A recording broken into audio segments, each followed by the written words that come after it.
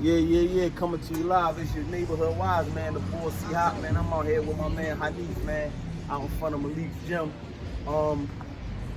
Sitting here, man. We doing this interview about him boxing and training. You know, different people, from older people to younger people, and what got you into boxing, man? Cause I don't, you know what I mean. I never knew this was a passion of yours. So when I hear you training kids, and you know, it's a good look. So I got into boxing. When I first got into boxing, I was probably like 11 years old. Mary Anderson, down our way. It wasn't something I was interested in. It was just something that people like Meek Mill, Pop, Rob Parker, you know what I mean, Brother Keith used to be there. Used to tell us to come in there, and we'd go in there, throw a little shots at the back, you know what I'm saying? We learned a little bit. It wasn't something we was interested in. But, you know, after I did my bid and I came home, it was something that I thought about, you know what I mean, training. I seen Malik, he transferred over to training. He inspired me, really. Like, yo, you know, you ain't got to come back out and get in the streets. Right. You know what I'm saying? So I'm like, all right, bet. And then my man Cheesesteak from North Philly, who actually trained me, you know what I'm saying? He had me thinking I was gonna go pro. You know what I'm saying? He had me thinking I was gonna go pro, whatever. So I'm training with him. You know what I'm saying? He giving me the game. He giving me a lot of knowledge of the game. And once I seen that I'm up in age, man, I'm not gonna make it to no Mayweather status and all that. Just get the knowledge back. Right. You know what I'm saying? Especially to the kids. You know what I mean? I also work with his trainer, Salone Harris, older guy. A lot of people know his nephew, Lil Salone, was real sharp. You know what I mean? And they got me real sharp quick. And gave me a lot of knowledge of the game. And I just want to pass it on, you know what I'm saying? Especially to the kids. Especially to the kids. You know what I'm saying? I don't know if you follow me on social media, you see my kids. You know? Yeah. I always, I definitely follow each other on social media. Man, I always see you, and that's what I'm saying. It be making me smile, like, cause I knew you. You know, I'm a few years older, but when we was young, you know, I knew you for a long time now. And then, like I said, when you finally make the transition and get away from the foolishness, you enjoy seeing other people doing positive stuff. You know what I mean? And that's what this is all about, man. Getting the word out there for those who choose to do positive things, man, because it's still a bunch of people that's running around with the nonsense. So to be at our age, to be older, and you find somebody that's helping the youth and doing something that they love is a beautiful thing, and it's a beautiful story. So what motivated you to want to make sure you did this and stay away from the game? So when I first started, it was more like a passion, right? I was like, I don't want to train, I want to box. And it was something to get away.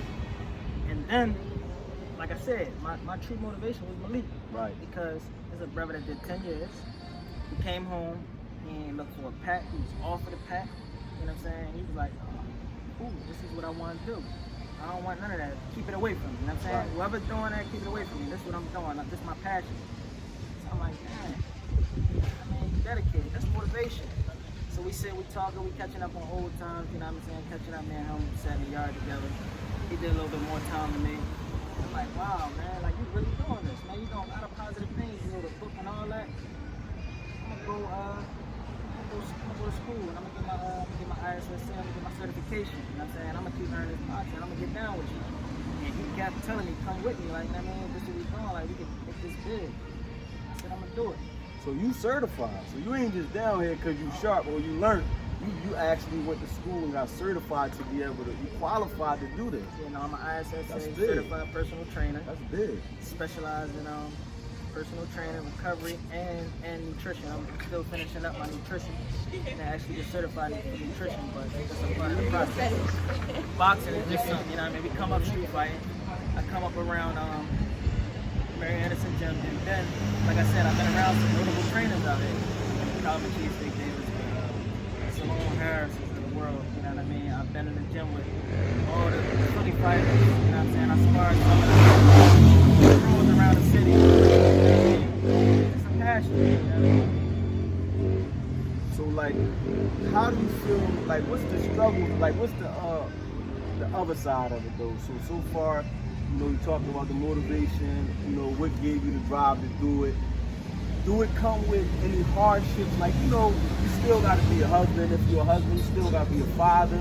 You still got to be, you know, try to give your religion its due right. You still got to try to have the reality of other things and issues in life outside of your passion.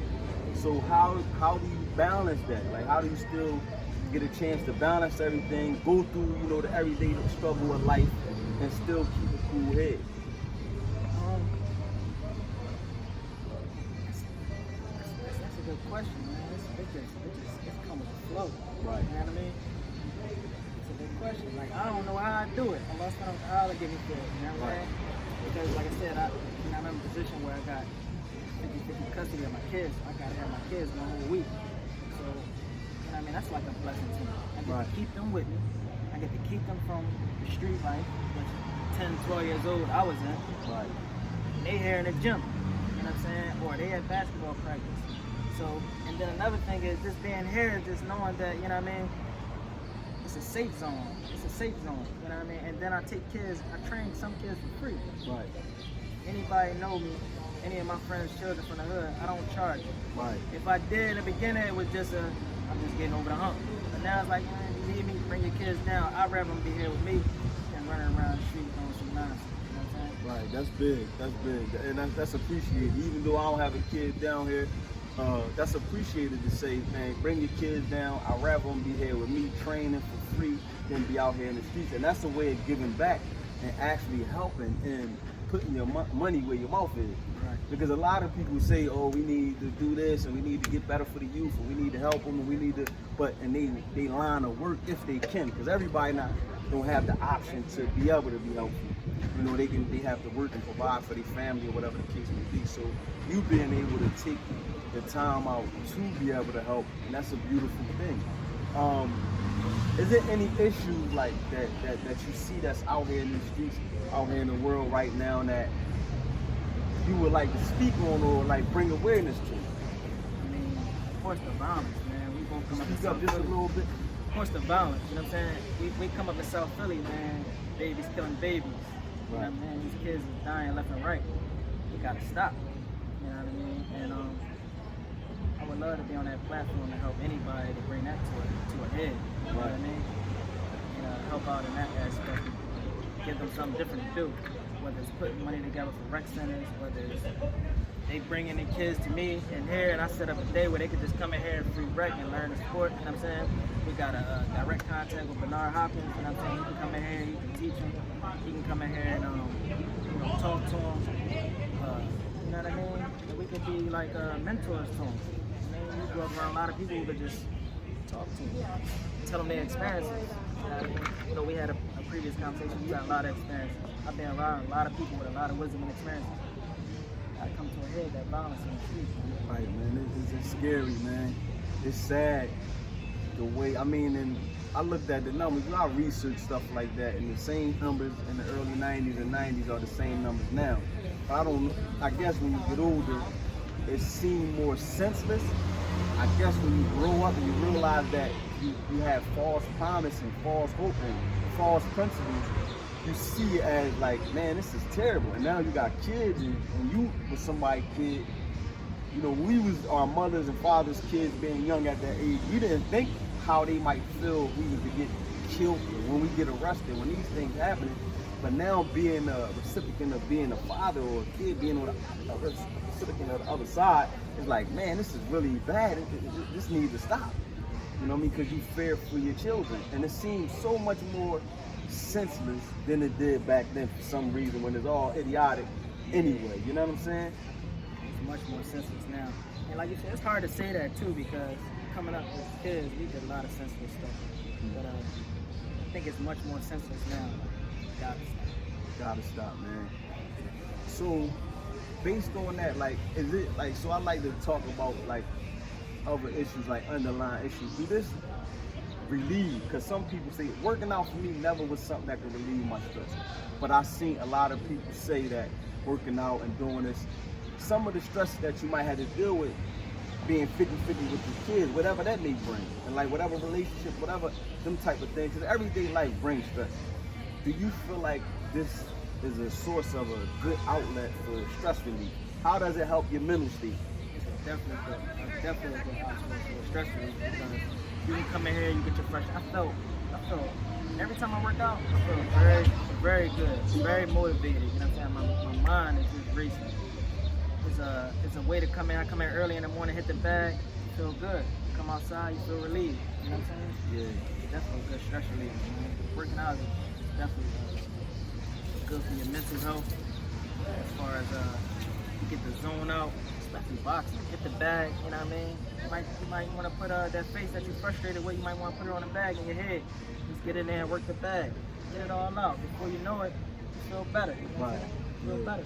And you know what's crazy, man? I tell people that it ain't too much like sparring or like hitting the bag. Like, that's a hell of a workout. Yeah. Like when I was doing my little training for a while, and I ain't never on y'all level. I ain't never was on a professional level, but I did some training.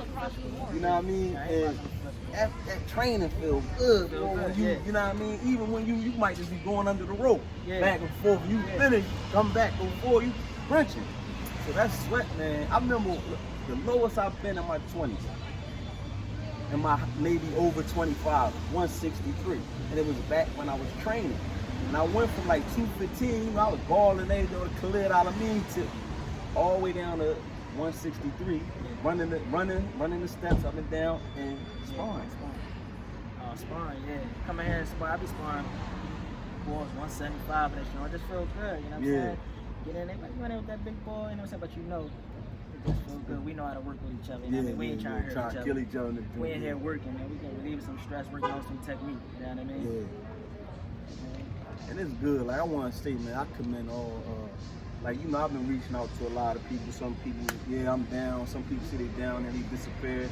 You know, some people like you, for instance, you know, reached out. Damn, I'm down too, and I appreciate it because I think we need to bring more awareness and to our black businesses and supporting each other and making each other like we can if we help each other just a little bit, because we try our hardest to get away from each other. Like, we'll go support this gym, that gym, this business, LA Fitness, this, oh, they got this, they gonna do this, and we'll do all that, not to support our own people. We'll find every excuse and be super high critical, oh, they had this, or this bag was like this or that. And we just stepped up and supported each other more. I feel like us as a whole, us as a people, can be more, you know, we can get closer as a people, and we can flourish in business as a people if we supported our own businesses and created something like another, in a sense, Black Wall Street. That's what it takes. We're going to take examples like that. It's going to keep taking examples like that. A couple collaborations here and there. Everybody put their pride to the side. Or being mature. Like, that's my brother. He's doing something positive. Right. I'm going to support him. What you doing? What you selling? All right, I'm coming down to support you. You know what I'm saying? Anybody I see doing something positive, I'm coming to support. Yeah. You know what I mean? I'm putting my face on it. I'm putting my money to it. I want to help out whatever I can do. You know what I mean? To the best of my ability. And that's just what it is. I try to do that. Like, if I see somebody that I'm familiar with and they like post something like some beneficial knowledge or beneficial statements that they helping people, or like they got a business going on, I put it on my story. Like, and it don't cost nothing to follow nobody. It don't cost nothing to give a person one like. Like, you know what kills me about this whole stuff? It's like a person want a million followers, but they want to look like, oh, I ain't following nobody back. I'm this important. Like, no, let it be mutual. Like, you know what I mean? Like, why can't it be? What does it matter if you follow 1,000 people that follow you? Like, is that serious? Me personally, I don't want to follow. I don't want nothing negative on my time. You know what I'm saying? So that's how I base who I follow. You know what I mean? My clients. You know what I mean? I like the kids. I like to see the kids doing stuff. I like to read a lot of motivational stuff. You know what I mean? I want to see what's going on in the sports world.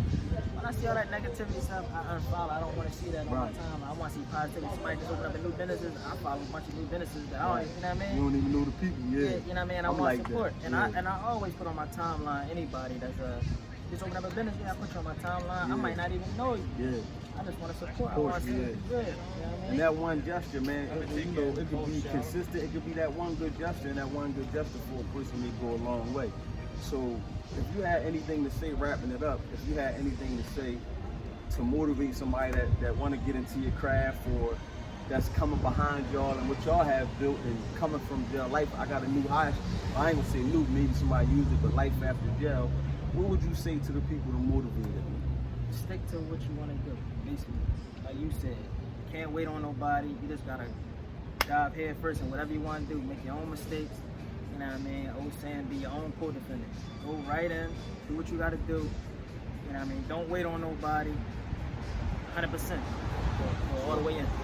We helped one person and we did our job. Neighborhood Wise Man over and out.